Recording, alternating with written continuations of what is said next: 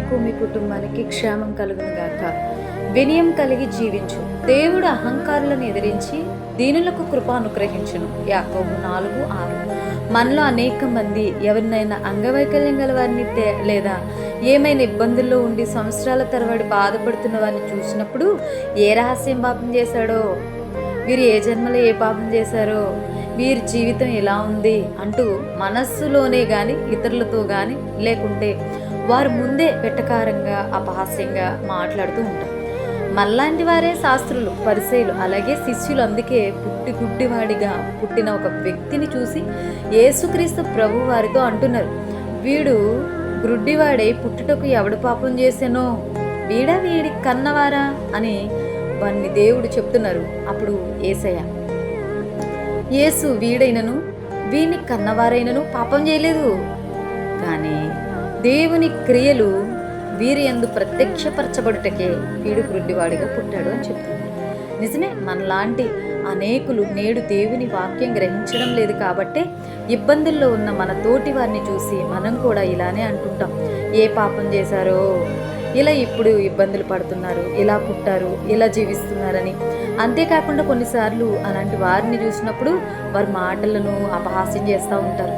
నువ్వే ఒక లోపం గల వ్యక్తివి, నువ్వే వచ్చి మరలా మాకు నీతులు చెప్తున్నావా, నీకు ముందు గతి లేదు కానీ నీవు ఇతరులకు చెప్తున్నావా అంటూ వారు ఏమైనా మంచి చెప్పినా, దేవుని గురించి చెప్పినా కూడా వారికి గౌరవం ఇవ్వకుండా మాట్లాడుతూ ఉంటుంది లోకం.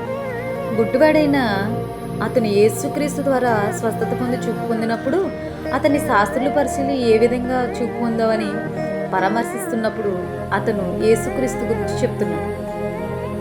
అందుకు ఆ మనుషుడు, ఆయన ఎక్కడి నుండి వచ్చినో మీరు ఎరుగుపోవట ఆశ్చర్యమే. వాక్యం చూద్దాం రండి.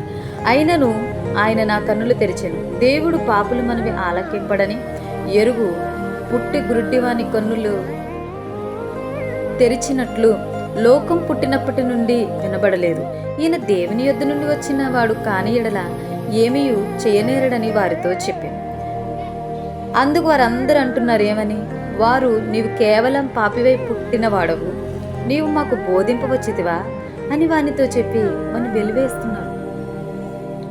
కళ్ళుండి జ్ఞానముండి ధర్మశాస్త్రమును చదువుతూ కూడా వారు చాలా అహంకారంగా అతనితో అంటున్నారు, నువ్వు ఒక పాపివి, పాపం చేసావు కాబట్టి చూపును పొందుకోలేదు, మరలా నువ్వు వచ్చి మాకు బోధిస్తున్నావా అంటూ వారికి ఇవ్వబడిన అధికారమును బట్టి, వారికి ఇవ్వబడిన తలాంతులను బట్టి, వారికి ఇవ్వబడిన శరీరం, అందం, ఆరోగ్యం ఇలాంటి శరీరపరమైన వాటిని బట్టి అతను గుడ్డివాడని, తద్వారా పాపి అని చూస్తూ అతన్ని కించపరుస్తూ అహంకారం గలవారే మాట్లాడుతున్నారు.